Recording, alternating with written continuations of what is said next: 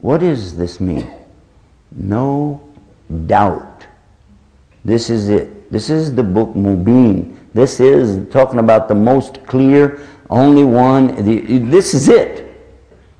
And it immediately implies that there must be another book out there somewhere that has doubt in it. Uh-oh. And if you read the whole Quran, you'll find out what book that is. You hear it referred to all the time. You even know who played with it and how they twisted it. That's in the Quran. Read it.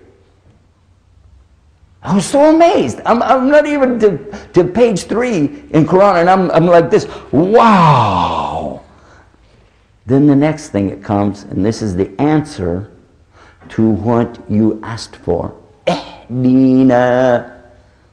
Now, by the way, ehdi is the imperative. That means an order that you give somebody.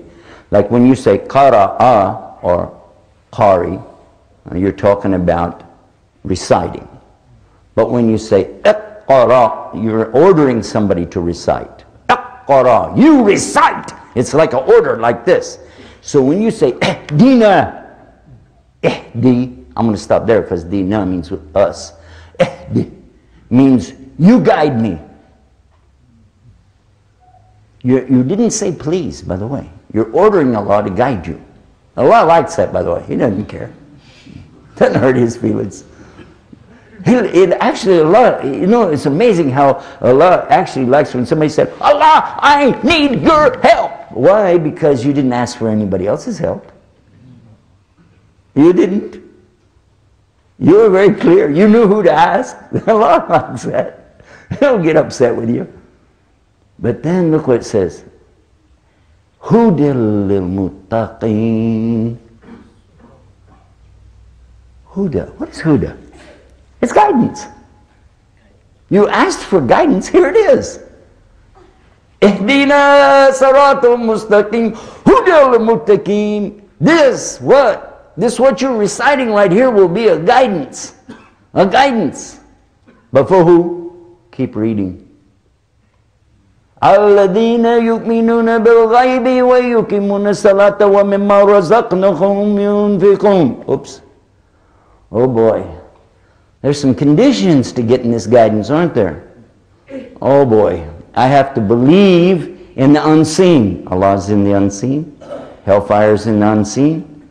Jannah is in the unseen. The jinn are in the unseen. And if you deny any of the things that Allah talks about in the Quran as unseen, you just lost what? Your guidance. Like that. That's how critical it is not to play with this deen. Don't play with it. Don't deny. If Allah says something, we believe in it. All of it. And when He gives an order, we hear. Semina wa ata'na. We hear and we obey. Otherwise, what are you going to lose? Hidayah. Just like that. They believe in the unseen. They establish proper worship at the proper times. They spend out of what Allah has provided them. Rizqahum. And they believe in what is being sent down to you, O Muhammad sallallahu alaihi wasallam, and they believe in what was sent down before. Now I can give you a whole lecture on just this one part of it, and I'm not going to do that tonight because I want to stay on Ramadan. But this is very, very critical, and we shouldn't leave it without at least opening up the subject.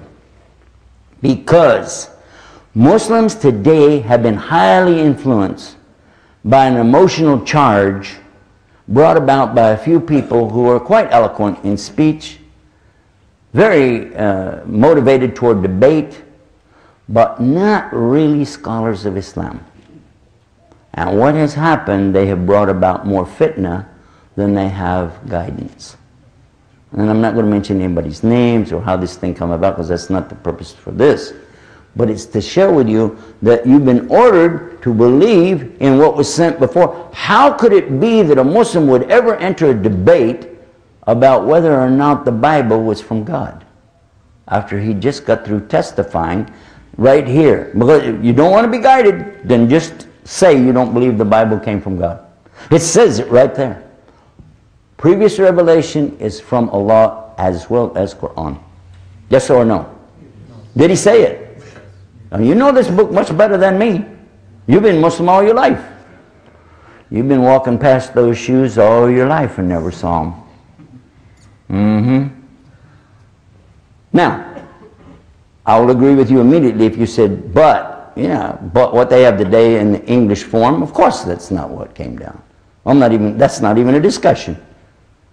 When they want to argue with me on that subject, well, don't you believe the Bible, blah, blah, blah. I said, I'm a Muslim, I have to believe the Bible came from Allah.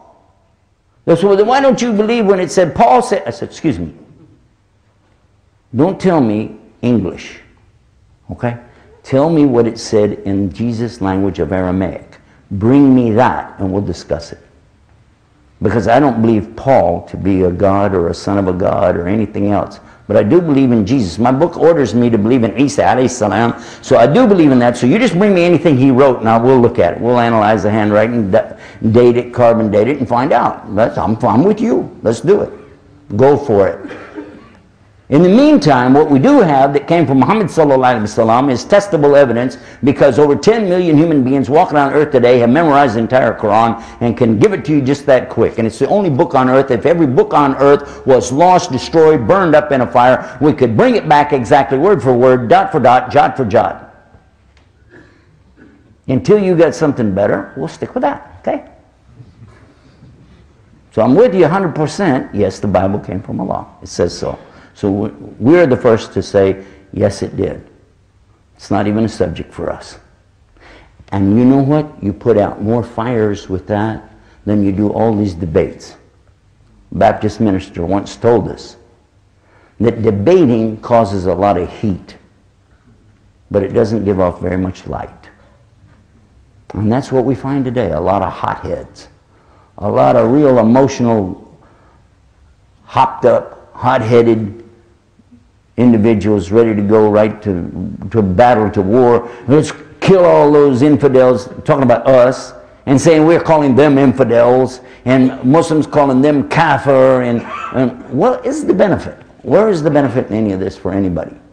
The only one benefiting from all of this is Iblis, because there's more people he can take to hell with him. Yes or no? And he has agents here. He has well-planted agents around this planet who are indulging in that right along with him. Now here's another thing about Ramadan. Those agents, they get chained up during Ramadan. I like that. I love Ramadan. Don't you love Ramadan? The day it starts, you just feel like, it feels good.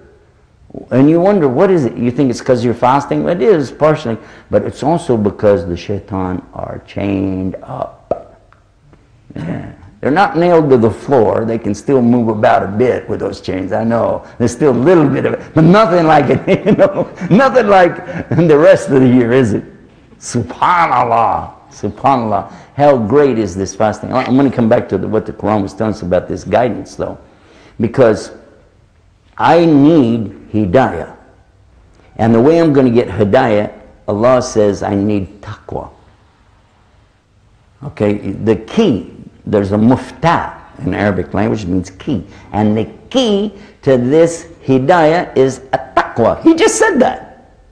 Hudal al-muttaqin. Taqin. And this een at the end is plural. So I want that.